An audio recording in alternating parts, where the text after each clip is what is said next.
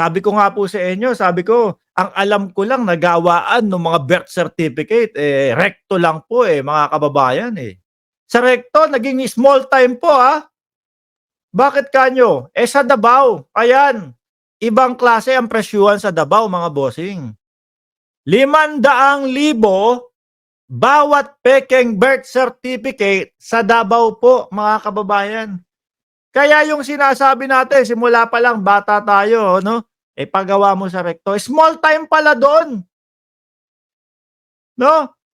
Small time pala doon. Dito pala sa Davao, kalahating milyon ang usapan, mga bossing. Ibang klase ang Davao talaga, no?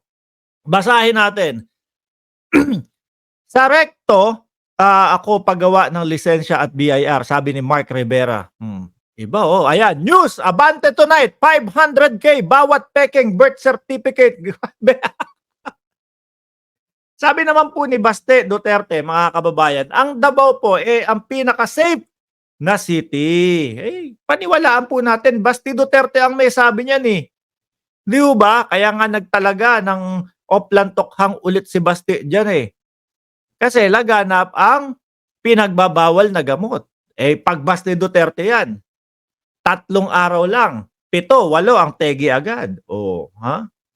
At syempre mga bossing, kaya naman nasabi ni Baste Duterte na most safest ang Davao, baka madaming pinagbabawal na gamot. Baka yun yung pinagbasehan mga kababayan. Hinako Riveras, salamat po. Davao, akala ko the safest city in Philippines. Akala po natin yan. Salamat po sa inyong super sticker. Basahin natin to. Natuklasan ng NBI, National Bureau of Investigation, Davao. Sa Davao po, mga bossing. No? Iba talaga kapag namuno na si Jaime Santiago. Nung bata kami, mga boss, sikat na sikat po yan. Talagang kapag merong mga yung mga gumagawa ng kalokohan, dito tama yan. Boom! Jaime Santiago.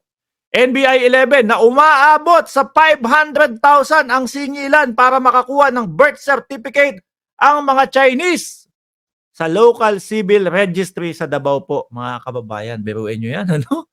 Ibang klase. Baka pag sa recto, medyo mura-mura ng konti yan. Pero, baka hindi ginagawa sa recto yun. Sa Davao lang po kasi mga Chino na yan Delikado na po talaga yan, mga kababayan. Bakit nasa Davao lahat, ano? Tapos pagka magtatakasan, sa Davao din dumadaan. Sa Davao Airport daw po dumadaan. Ano meron dyan talaga? May ilang Chinese ang sinisingil umano ng 300,000. Pero ayon kay NBI 11, Director Attorney Arcelito Albao, nakarating sa kanila ang impormasyon na may mga maperang Chinese ang nagbabayad ng kalahating milyong piso para makakuha ng peking birth certificate sa Davao. Kalahating milyon. Daming pera dyan. Daming arep dyan meron tayong nakausap dito sa Davao na isang witness dito. Nasa 500,000 naman. Mas mahal siguro. Iba ang sitwasyon. Mas mayaman siguro ito. At baka mas mabilis yung pagproseso. Para lehitimong makatira po sa Pilipinas, mga kababayan. Mula 2016 hanggang 2019, higit sa 1,000 birth certificate. 1,200 po yung bilang nun Umano ang in-issue sa mga Chinese. Biruin nyo mga kababayan. Ganun na pong karami na in-check na peke ang dokumento ang naninirahan po sa Pilipinas. Sayang po yung pagtatanggol ng ating mga bayani nung unang panahon para po tayo maging malaya, maging kumbaga tayong mga Pilipino ang makinabang sa bansang sinilangan natin. Pero ito,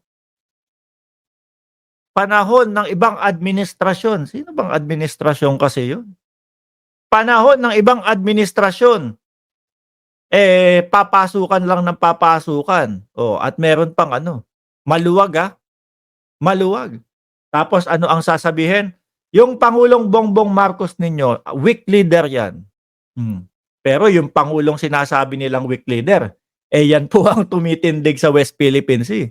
Yan po ang sa pangunguna ng ating Pangulo, kaya nabuo ang PAOK, mga kababayan, na ang PAOK po, sila po mismo yung nagre-raid po doon sa mga nakapasok na mga illegal na pogo nung 2016. Weak pa sa kanila yan mga bossing ha.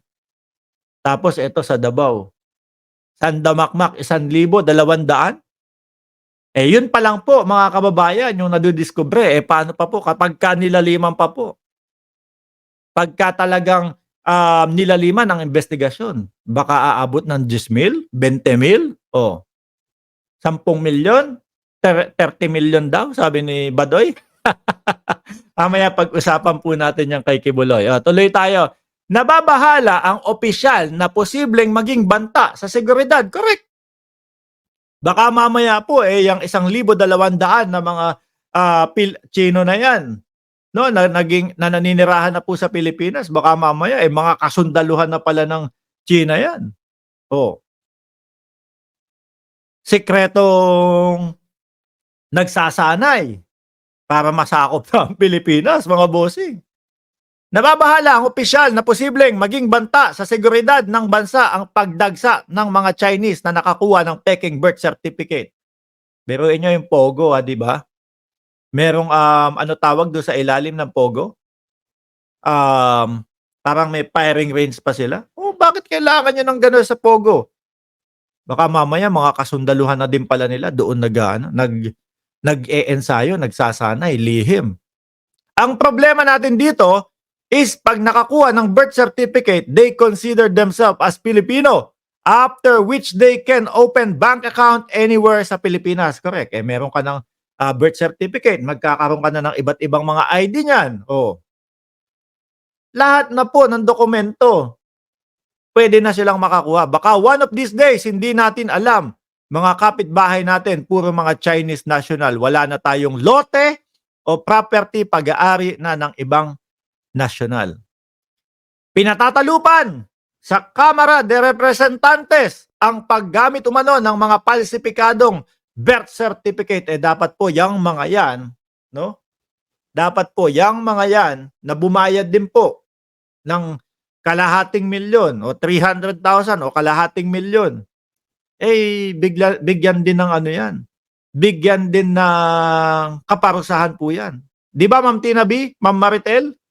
Rebecca Lagmay, Alexis Ganal, bigyan ng kaparusahan para madala po. Hindi yung basta, sige, itapon nyo na yan, ibalik nyo na yan sa China.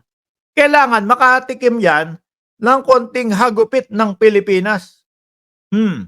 Gumagawa kayo ng kalokohan dito ha. Nakikipagsabwatan kayo ha sa mga ganyang gawain ng mga Pilipino ha.